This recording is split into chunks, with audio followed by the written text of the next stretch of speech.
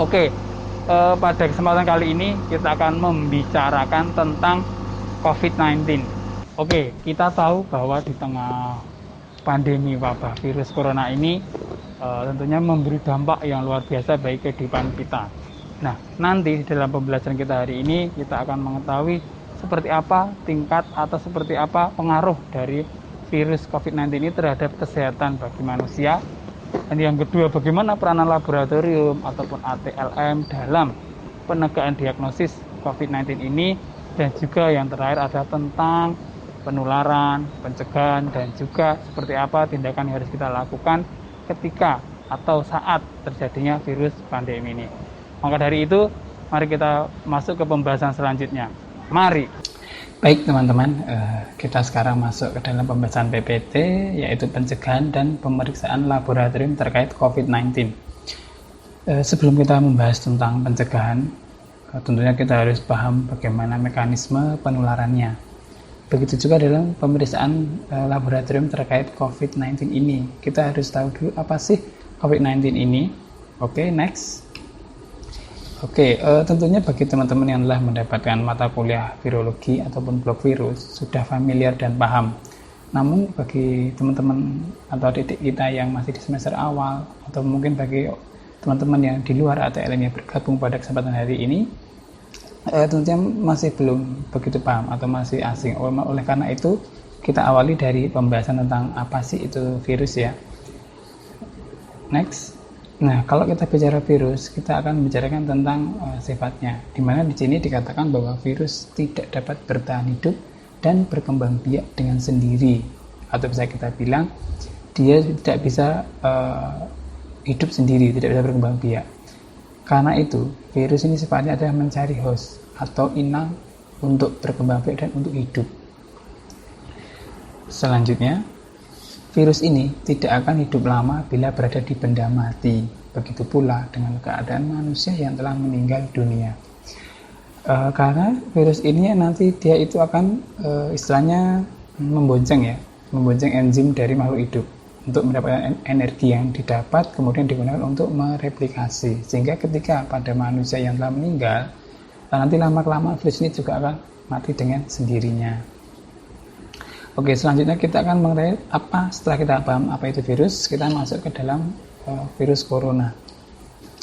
Coronavirus adalah sekumpulan virus dari subfamili Orthocoronavirinae dalam keluarga Coronaviridae yang dapat menyebabkan penyakit pada burung dan mamalia, termasuk juga manusia. Memang di dalam pembelajaran di kampus kita tidak bisa melihat secara langsung seperti apa penampakan yang dinamakan virus. Karena dalam pengamatan virus itu menggunakan mikroskop elektron, di mana perbesarannya bisa sampai dikatakan 2 juta kali. Nah, itu sebagai gambaran awal terkait virus, kita coba perbandingkan ya, next. Nah, ini perbandingan antara virus dan bakteri. Kita lihat kalau kita lihat virus, dia ukurannya adalah 100 nanometer, sedangkan bakteri ini kita ambil dari bakteri gram positif dan negatif ya, ini ukurannya 10 mikrometer, sehingga bisa kita lihat betapa lebih kecil lagi dari bakteri ya. Oke, selanjutnya kita akan lihat penampakan virus corona ini dalam mikroskop elektron. Nah, ini yang telah diwarnai tentunya akan lebih mudah. Ini juga ketika warna kuning adalah SARS-CoV-2-nya, kemudian yang biru ataupun merah adalah partikel-partikel ataupun sel-sel yang menyusun jaringan manusia. Dia telah berkembang biak ya, bereplikasi. Oke, ini juga. Nah, selanjutnya kita akan masuk ke taksonomi virus, coronavirus, di mana setelah tahu ordo dan family, jenisnya juga banyak. Ada alpha coronavirus, beta coronavirus, dan sebagainya. Nah, masuk di manakah SARS-CoV-2 ini? Ya, ini kita lihat, ini alpha coronavirus, kemudian selanjutnya ini beta coronavirus. Dalam beta coronavirus kita akan tahu ada yang namanya ya telah menginfeksi manusia, MERS-CoV, dan juga ada SARS-CoV, atau sekarang dikatakan yang sekarang ini SARS-CoV-2 ya, penamaan dari WHO. Nah, virus-virus ini dia adalah menginfeksi pada hewan, namun saat ini bisa menginfeksi terhadap manusia. Kita lihat SARS atau Severe Acute Respiratory Syndrome Related Coronavirus ini menginfeksi pada manusia dan juga kelelawar, atau kita sebut dengan coronavirus terkait sindrom pernapasan akut yang parah. Nah, kemudian untuk naming virus and disease, ya, kita luruskan di sini bahwa virus spesies adalah nama spesies dari virus. Kemudian nama virusnya kita singkat, kemudian disease atau penyakitnya, dan years atau tahun ini adalah tahun munculnya.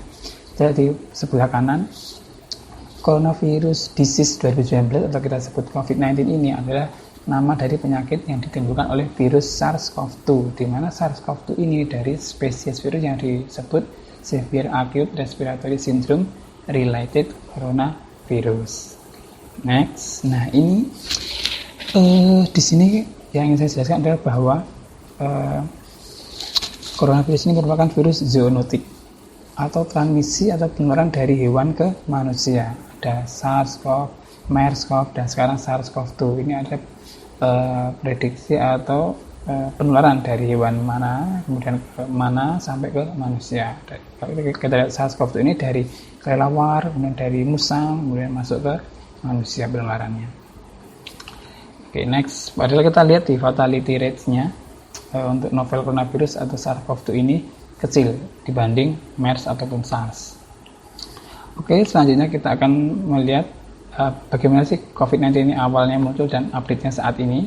Ya, kita lihat bahwa awal itu dilaporkan di akhir Desember ya, itu terjadi laporan peningkatan kasus pneumonia. Setelah ditelusuri dan ditelisik, ternyata diprediksi bahwa awal munculnya COVID-19 ini diawali di Wuhan, di Hubei, China, di seafood marketnya. Di sini terlihat dijual bebas hewan-hewan entah yang liar atau yang tak lazim, ada ular, ada tikus, dan lain sebagainya. Kemudian bagaimana update dari global, dari dunia? Saat ini saya update tanggal 19, ini tanggal 7 ya, tanggal 7 di situ tulisannya itu sudah total konfirmasi 3.700.000 sekian positif COVID, di mana dia adalah ranking negara-negara yang mempunyai data COVID terbanyak. Sejak dengan Indonesia, ini saya update juga kemarin tanggal 9 ini, tapi di sini update-nya baru sampai tanggal 7 Mei, di mana total kasus konfirmasinya 12.400 sekian yang telah konfirmasi positif COVID di Indonesia. Kemudian kita lihat grafiknya, grafik dari kasus harian, lihat ternyata masih meningkat. Nah, ini peran kita sebagai masyarakat juga harus bagaimana upayanya agar memutus rantai penularan, sehingga nanti grafiknya akan turun, sehingga wabah atau pandemi dalam virus COVID di Indonesia ini bisa segera berakhir. Oke, ini kemudian yang di dalam sini kita cermati yaitu tentang kelompok umur positif COVID-19, di mana kita lihat bahwa orang-orang yang meninggal dengan terinfeksi COVID-19 ini 45 sekian persen itu pada orang di atas 60 tahun. Nah, kita sebut di sini adalah pasien-pasien yang rentan. Kenapa bisa rentan di usia lanjut seperti ini? Karena sistem imunnya sudah menurun. Beda dengan orang-orang yang masih produktif atau di bawah usia 50-60 tahun, dia masih sistem kekebalan imunnya lebih baik daripada usia yang di atas 60 tahun. Apalagi jika mereka ditambah dengan kasus-kasus imunokompromis, di mana dia terjadi defisiensi sistem imun, sistem imun atau pembentukan antibodinya terganggu, sehingga tentunya dalam melawan infeksi termasuk antigen dari COVID-19 ini tidak bisa baik, sehingga bisa menyebabkan keparahan sehingga menimbulkan kematian. Oke, selanjutnya kita akan melihat gejala umum dari penyakit COVID-19 ini. Tentunya dalam tata laksana pasien dengan kecurigaan COVID ini berbeda-beda antara pasien satu dengan pasien lain. Tentu dibedakan karena faktor usia, riwayat, dan keparahannya. Namun sebelum kita masuk ke gejalanya seperti apa, kita pahami dulu bagaimana sih mekanisme virus yang masuk ke dalam tubuh kita sehingga bisa mengakibatkan rasa sakit atau yang kita sebut dengan gejala penyakit. Next, ya, ini dia skema replikasi dan patogenesis virus. Virus ini, SARS-CoV ini akan masuk ke dalam tubuh ketika ketemu dengan reseptor ACE2, ACE2, ditangkap oleh reseptor ACE2. Di mana dia terletak? Dia ada di lung, paru-paru, esofagus, usus, jantung, kandung kemih, dan lain-lain. Inilah mengapa keluhan dari pasien COVID ini ada terkait organ yang memiliki reseptor ini. Karena ya jelas virus ini masuknya ke dalam yang punya penangkap dari virus ini. Oke. Nah, selanjutnya ketika virus ini telah masuk ke dalam tubuh, dia istilahnya akan memanfaatkan sel yang dimasukinya. Dengan kata lain, dia akan, yang saya katakan tadi, dia akan mengambil energi ataupun apapun yang dibutuhkan dia untuk bereplikasi dengan memanfaatkan enzim ataupun yang ada di dalam sel yang dia masuki. Sehingga disitulah dia bisa bereplikasi, sehingga nantinya gampangnya bisa kita katakan sebagai pabrik virusnya. Sehingga semakin lama dia akan bisa bereplikasi, akan semakin banyak menimbulkan gejala. Nah, ini adalah gejala COVID-19 yang secara klinis ya, kita ambil dari Promkes Kemkes. Gejala klinis umumnya adalah demam, di mana demam ini suhunya di atas 38 derajat Celcius, kemudian disertai dengan gangguan pernafasan, batuk, pilek, dan sebagainya. Ada letih lesu, sakit tenggorokan. Nah, ini beraneka ragam dari setiap orang, terkait dengan belum tentu sama terkait sistem imun kekebalan tubuh masing-masing. Kemudian dari WHO ini di gejala ketika masuk dalam rumah sakit di 4% ya, di mana cough atau batuk dia 67,8% yang masuk ke rumah sakit, 67% keluarnya batuk, demam hanya 43%. Nah, di sini kita bisa tahu bahwa ternyata orang yang tidak demam pun belum tentu dia bebas dari COVID. Fatigue atau kelelahan ya, kemudian dari mialgia, nyeri otot dan sebagainya. Nah, di sini yang menarik adalah white blood cell count atau penghitungan jumlah leukosit di sini ternyata turun, low, rendah, sehingga 83% orang yang terkonfirmasi COVID-19 positif dia terjadi penurunan jumlah leukosit.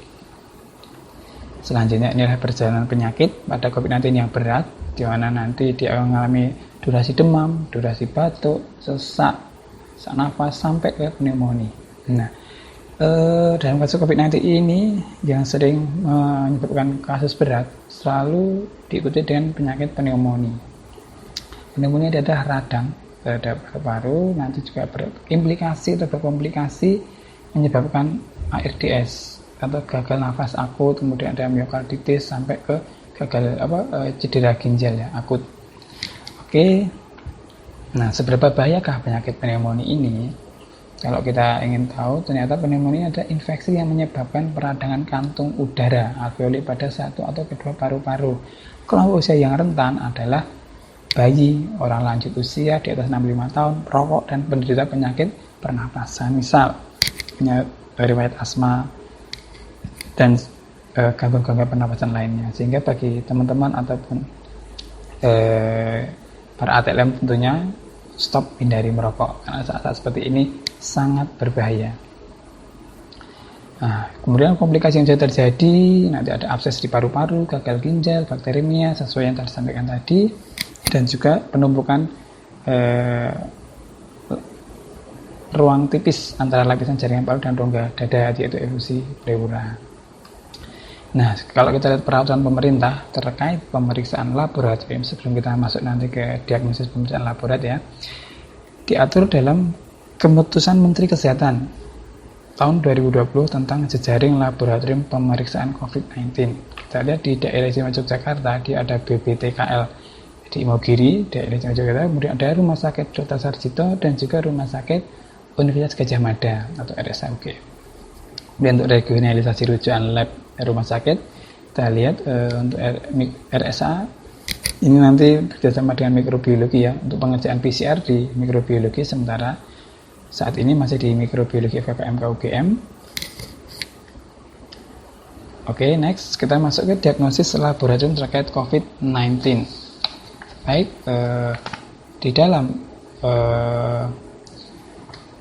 diagnosis laboratorium terkait COVID-19 ini kita ada beberapa panduan atau guideline. Yang pertama tentang from China CDC ya. Di situ dikatakan bahwa dilakukan rutin blood test. Di sini dia untuk melihat jumlah leukositnya, white blood cell count, yang dimana biasanya normal atau mengalami penurunan. Dan juga decrease lymphocyte count. Limfosit itu juga menjadi penanda penting dalam diagnosis COVID-19 ini. Sampai ke limfositopenia pada kasus yang berat.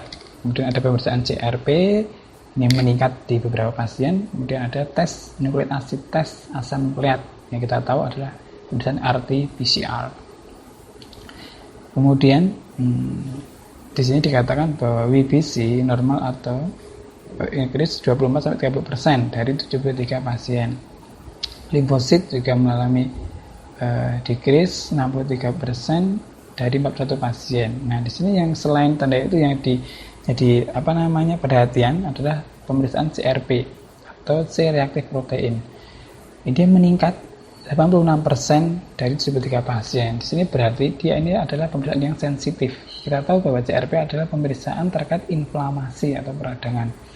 Sesuai tadi yang dikatakan di awal bahwa pada COVID-19 yang kasus berat, dia selalu menunjukkan pneumonia. Nah, disinilah fungsi dari CRP, dia untuk mendeteksi apakah ada inflamasi.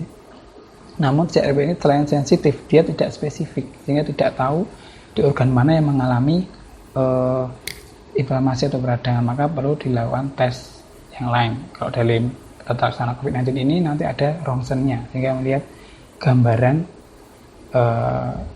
paru-parunya apakah memberi ekspresi gambar pneumonia atau tidak.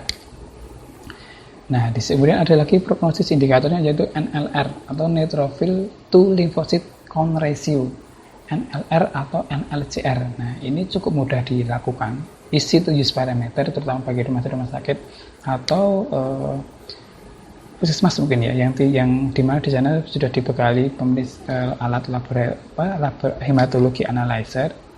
Di sana pasti bisa melakukan CBC.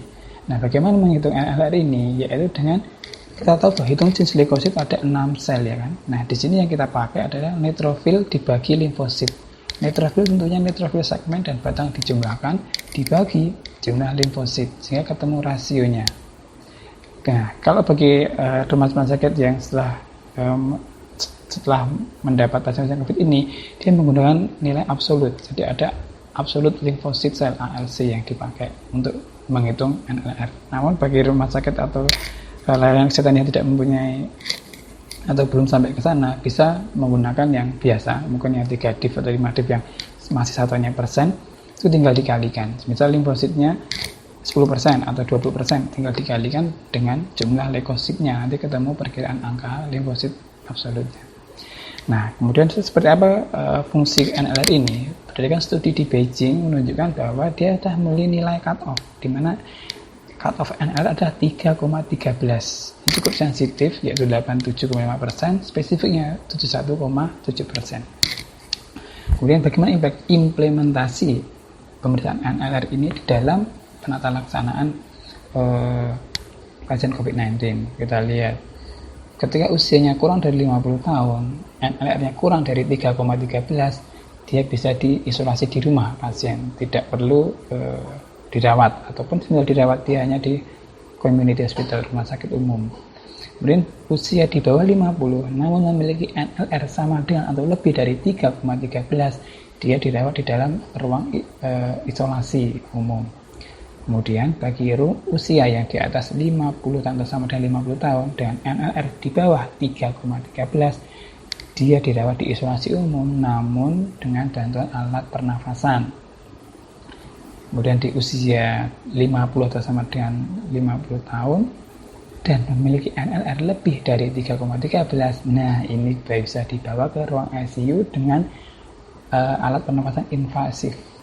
Nah, inilah kegunaan NLR berdasarkan studi di Beijing ya, yang tentunya ini berguna bagi perjalanan penyakit untuk melihat perkembangan penyakitnya.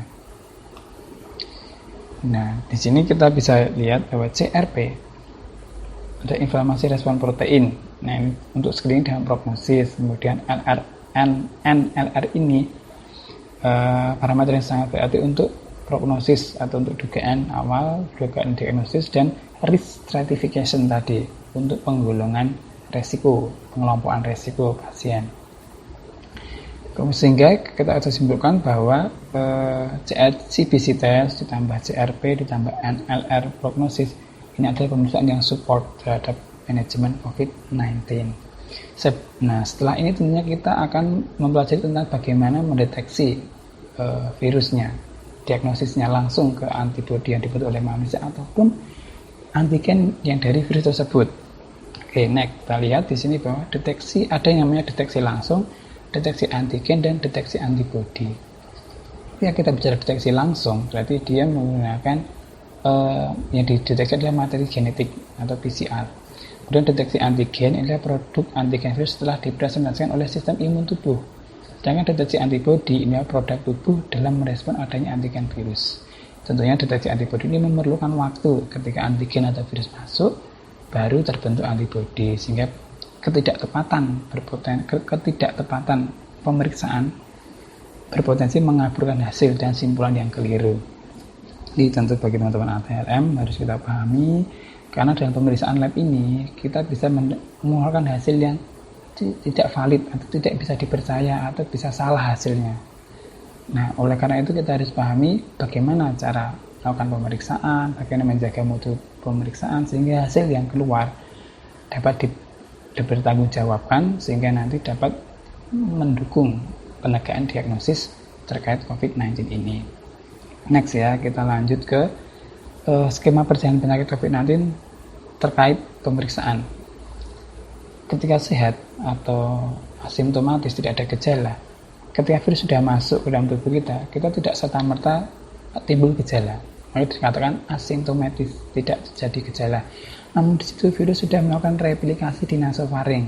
Nah, dari virus masuk sampai menimbulkan gejala disebut window period atau masa inkubasi virus. Di sini dikatakan 3-14 hari ya, tergantung sistem imun manusia, sistem imun masing-masing. Kemudian di sini bisa dilakukan tes PCR, namun di sini IgG dan IgM-nya antibodi tidak terdeteksi. Kemudian ketika onset gejala, sudah terserang gejala, ini replikasi virus tetap berjalan. Kemudian timbul demam, batuk kering, gangguan pernapasan. Di sini PCR juga masih positif, titer virus justru malah meninggi. Lanjut ke pneumonia. Ini 4-7 hari setelah onset gejala ya. Nah, disinilah jadi demam persisten, sesak hipoksemia, CRP meningkat dan temuan pneumonia pada radiologi. Kemudian nanti sampai menuju ke inflamasi, di mana terjadi ARDS, sepsis, miokarditis dan gagal multi organ ini yang dapat menyebabkan kematian yang harus kita hindari. Biar lebih mudah terkait pemeriksaan lab terkait COVID-19. Next, nah di sini adalah respon adekuat terhadap COVID-19. Kita lihat dulu di sebelah kiri ya. Ini adalah viral load atau titer. Jumlah virusnya semakin tinggi berarti semakin banyak. Kemudian yang mendatar sumber ini adalah hari 0, 4-5, 6-7 hari setelah virus masuk. Kita lihat yang berwarna merah ini adalah RNA virus, di mana dia akan puncaknya RNA virus pada berapa ini? 4-5 hari dia puncak RNA virus, kemudian dia akan turun dan hilang sampai di 27 hari setelah virus masuk. Kemudian bagaimana respon dari IgG dan IgM-nya bisa kita lihat. IgM muncul di minggu kedua ya, setelah 7 hari, kemudian akan puncak-puncaknya di hari ke-14 dan akan hilang di hari 27. Sehingga di sini kita lihat metode pemeriksaannya. Di awal-awal virus masuk, di sini atau di masa inkubasi, kita bisa lakukan pemeriksaan PCR. Di sini rapid test antibody tidak bermakna, tidak bisa dipakai. Kemudian kapan antibody bisa dipakai rapid testnya, yaitu pada ini tanggal atau hari ke-14. Rapid test antibody dianjurkan dites ketika pasien telah masuk 14 hari setelah virus masuk ya. Ketika hasil negatif diulang untuk memantau respon imun, yaitu disarankan 10 hari setelah cek tes rapid antibody pertama. Dan namun ketika positif perlu dikonfirmasi ke PCR. Kemudian untuk infeksi sekunder atau reinfeksi ini masih harus diteliti, jadi nanti kita lanjut dulu. Selanjutnya adalah tentang, nah ini lebih jelas ya.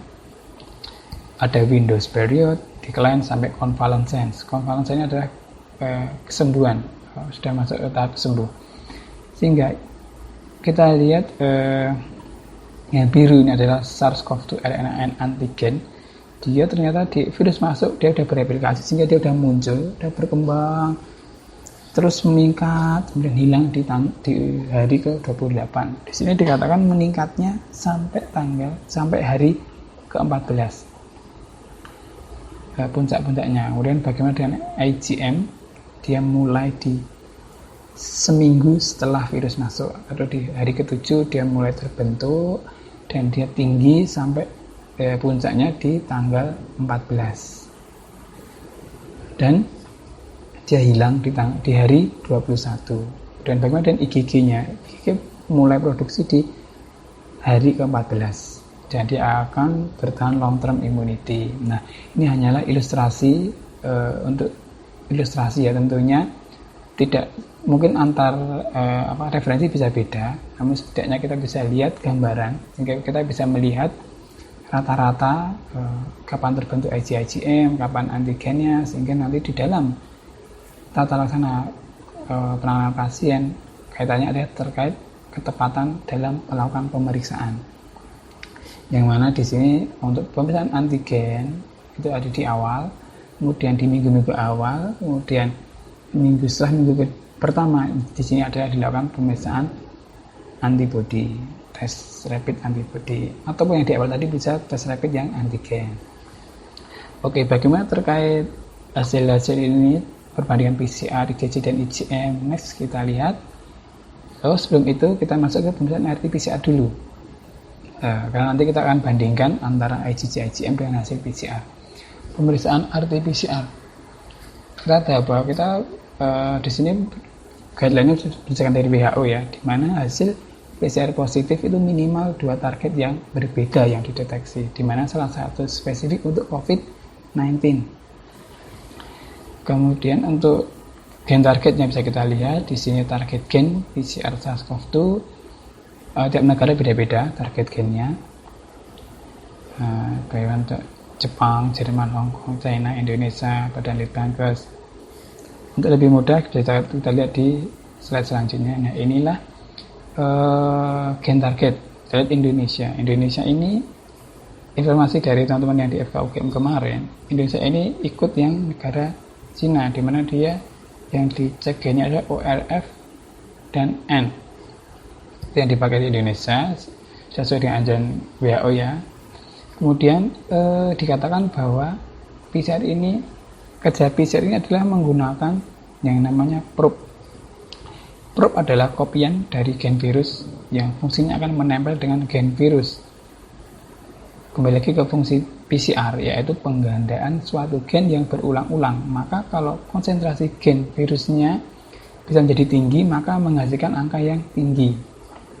Nah, probe ini fungsinya ketika PCR dilakukan di suhu tertentu akan menempel dengan gen virus, kemudian memandarkan cahaya.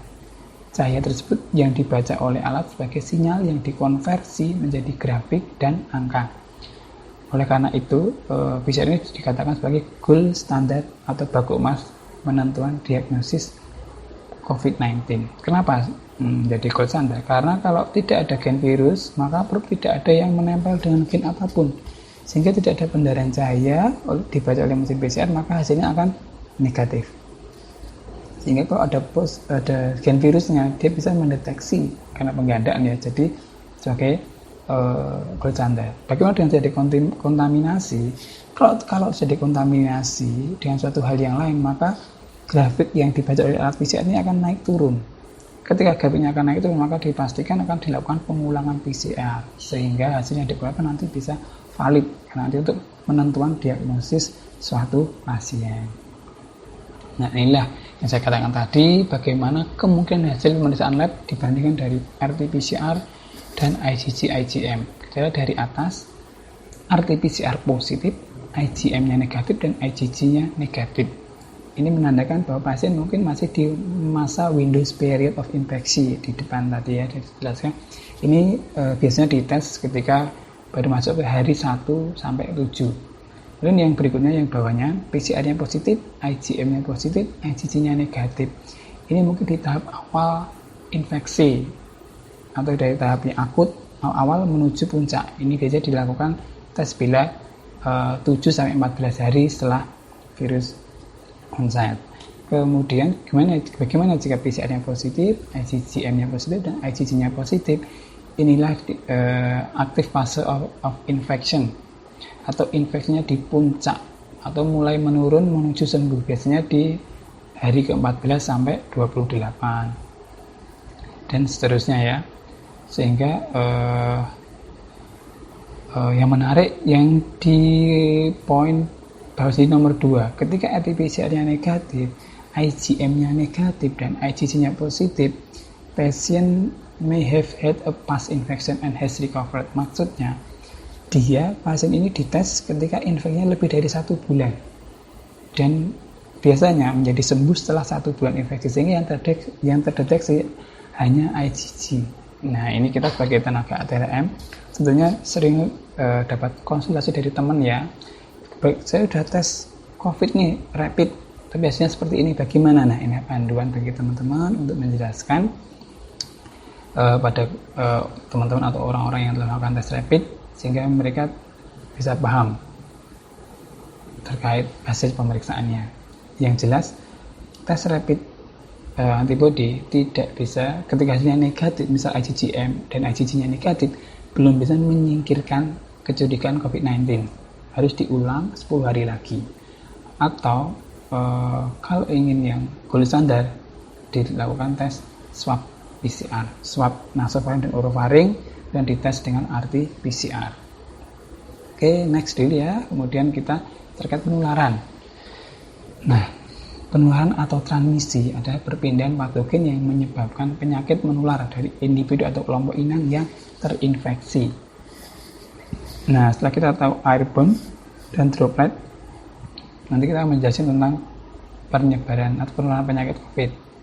Droplet atau percikan ini adalah ukurannya lebih dari 20 mikron, yaitu partikel yang mengandung air lebih dari 20 mikron, yang dimana dia akan turun mengikuti gaya gravitasi bumi, dimana dia nanti akan jatuh sendiri ke tanah atau ke bawah.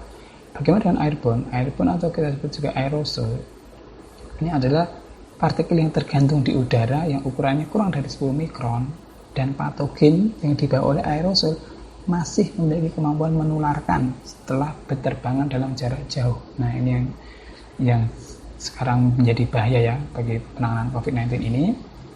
Selanjutnya kita lihat, nah inilah ilustrasi gambaran ketika orang bersin atau batuk atau bicara, ketika dia mengeluarkan droplet, dia akan jatuh sekitar paling jauh 2 meter ya. Droplet akan jatuh ke tanah mengikuti gaya gravitasi bumi.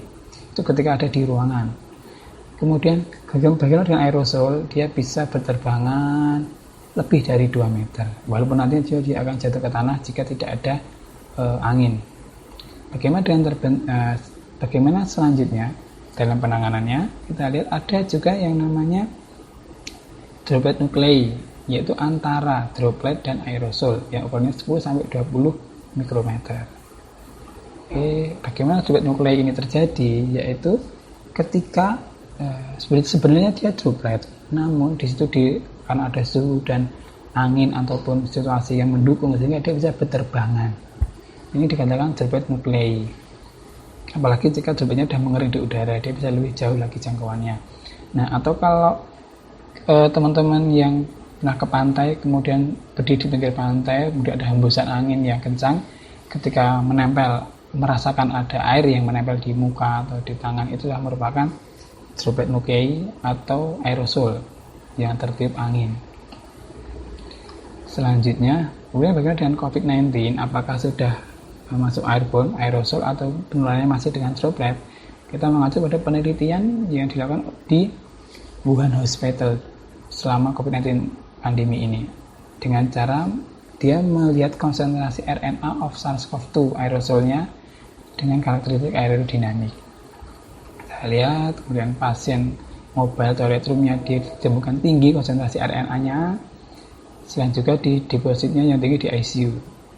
Selanjutnya zona A, zona B, zona C juga cukup tinggi, Next, nah, kita langsung ke kesimpulan ya. Aerosol ini tidak ada atau sedikit ketika di dalam uncrowded outdoor, di luar dan yang tidak ada crowded keramaian, misal di ICU atau ruang isolasi. Bagaimana dia akan meningkat ketika jadi di outdoor namun yang crowded atau ada penumpukan orang. Misal yang saat ini yang sempat viral ini adalah terkait pusat pembelanjaan yang di Sleman ini, yang dimana terjadi penularan atau transmisi lokal ya, sehingga dia tidak perlu keluar, di dalam dia sudah bisa tertular. Nah ini mungkin dia masuk golongan yang crowded outdoor.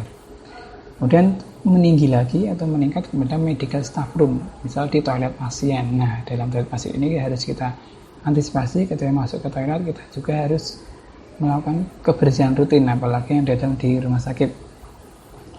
Kemudian staff yang paling tinggi ada di staff change room. Ini berdasarkan penelitian yang dari Wuhan tadi ya. Di dalam ruang ganti staff itu ditemukan konsentrasi RNA yang dibawa oleh aerosol ini tinggi. Dianalogikan bahwa aerosol mungkin dari perawat ataupun tenaga kesehatan yang setelah masuk dari ruang ICU atau dari ruang perawatan COVID-19 ini, partikel aerosolnya bisa menempel di dalam baju jas labnya dan sebagainya, sehingga ketika dibawa di dalam ruang ganti dia akan terdeposit di situ, dia akan berterbang di situ, sehingga bisa dicurigai tertular buat tenaga medis adalah di staff change roomnya, ruang ganti. Dan bagaimana di tenaga laboratorium. Nah kalau kita lihat di panduan WHO itu, aerosol ini bisa terbentuk pada keadaan-keadaan tertentu, misal dalam proses sentrifugasi, sehingga kita kalau melakukan sampel COVID-19, kita ketika lakukan sentrifuge di dalam panduan WHO, dia harus mengerjakannya di dalam BSC, sehingga udaranya disedot keluar sehingga mengurangi udara yang terhirup oleh kita. Atau kalau tidak punya, ketika sentrifuge berhenti, ditunggu sampai 10 menit baru dibuka, diambil sampelnya untuk menghindari aerosol seperti itu. Selanjutnya setelah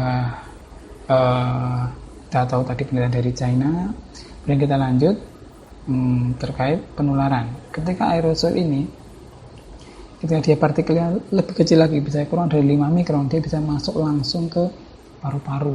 Namun ketika dia lebih besar atau sampai ke 10 mikrometer, dia masuk atau terhenti di saluran atas. Kemudian bagaimana yang penularan dengan droplet? Mungkin bagi orang yang sehat yang tidak terinfeksi, karena dia tidak tahu bahwa di meja atau gagang pintunya telah ada droplet, kemudian dia pegang, kemudian dia tidak cuci tangan, ketika dia menyentuh hidung atau mulut, nah inilah droplet tadi bisa terbawa masuk ke dalam tubuh manusia sehingga orang itu bisa terinfeksi. Ini dinamakan penularan dengan kontak tidak langsung. Nah, kemudian inilah yang perlu kita waspadai tentang penularan. Airborne infection atau penularan airborne ini bisa terjadi di hospital staff, kadang-kadang tertentu, hospital staff, crowded area. Bagaimana dengan vomit atau droplet? Itu ketika orang yang memegang vomit kemudian sebelum cuci tangan pegang hidung atau mulut dan mungkin mata, sehingga dia vomitnya bisa masuk ke dalam tubuh dan bisa menginfeksi orang yang tidak terinfeksi, yang sebelumnya normal atau sehat tadi. Ini mekanisme penularan ya, sehingga bisa kita katakan bahwa COVID-19 ini bisa menular melalui vomit atau droplet dan bisa juga melalui aerosol atau airborne. Namun airborne dan aerosol ini dalam kondisi-kondisi tertentu. Oke, next. Nah, kalau dalam penjelasan dari pemerintah jadi dijabarkan ya bahwa lebih mudah droplet atau tetesan cairan yang berasal dari batuk dan bersin, kemudian kontak pribadi, kemudian menyentuh benda atau permukaan dengan virus di atasnya. Nah, setelah kita paham tentang mekanisme penularan, barulah kita akan masuk ke dalam pencegahan. Pencegahan adalah tindakan mencegah agar sesuatu tidak terjadi. Nah, kalau kita bicara pencegahan yang sekarang sudah marak dipakai oleh semua orang adalah menggunakan masker. Ini ada untuk mengantisipasi jadinya transmisi lokal atau adanya penularan secara airborne atau aerosol. Dan kita disuruh untuk sering melakukan cuci tangan. Ini untuk mengurangi atau memutus penularan yang melalui droplet atau vomit, dan juga jaga jarak, physical distancing. 3 ini kalau kita tetap lakukan, insya Allah kita bisa memutus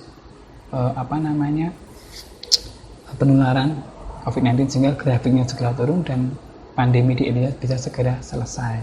Namun perlu diingat bahwa penularan COVID-19 ini yang resiko tinggi adalah usia-usia yang rentan ataupun usia yang telah lanjut. Maka dari itu himbauan dari pemerintah tidak boleh mudik karena takutnya mungkin bagi orang-orang yang seperti yang tidak resiko tinggi, mungkin anak seperti kalian mahasiswa ataupun orang-orang yang daya kekebalan tubuhnya tinggi, mungkin dengan dia sebenarnya sudah terinfeksi, sudah ada virus di dalam tubuhnya, namun kan sistem kekebalan tubuhnya tinggi, kuat, sehingga dia bisa melakukan tanpa gejala, bisa tidak ada gejala, atau gejalanya pun ringan, misal cuma batuk atau cuma demam aja, sehingga dia bisa sembuh sendiri. Namun dalam penelitian bisa dikatakan bahwa ketika orang-orang yang OTG, orang tanpa gejala ataupun orang yang sudah punya gejala ringan tapi kelihatan normal atau sehat, ketika berkunjung mudik atau pulang kampung kepada orang tua atau kepada kakek nenek yang di usia rentan, dia bisa menularkan. Nah, di sini poin yang penting di mana tentang pencegahan, kita harus jaga jarak, kita harus menyayangi keluarga kita, tentunya sesuai himbauan pemerintah.